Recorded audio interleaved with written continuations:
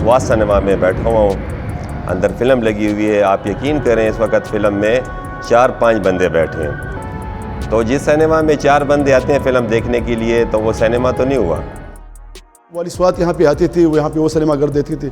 हम मतलब बुज़ुर्गों के साथ, अपने दोस्तों के साथ, अहबाब के साथ आती थी और यहाँ पे हम फिल्म देखते थे। वही दौर की बिल्डिंग है जो पुराने ज़माने की थी।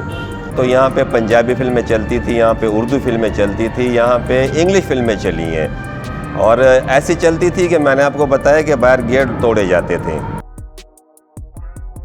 हमारी नाकामी की बहुत चीज़ें हैं। सबसे बड़ी जो हमारी नाकामी आई है वो हमारे गवर्नमेंट की तरफ से, मतलब है कि कोई गवर्नमेंट की तरफ से सिनेमास के लिए कुछ भी नहीं है।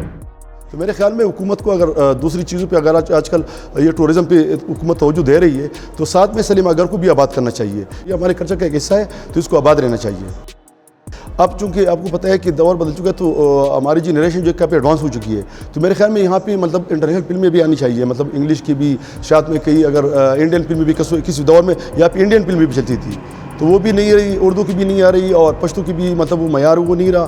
तो मेरे ख्याल में एक तो जो फिल्म मेकर्स है उसको भी वो मयार, इंटरनेशनल मयार को मद्देनज़र रख के फिल्म बनाना चाहिए।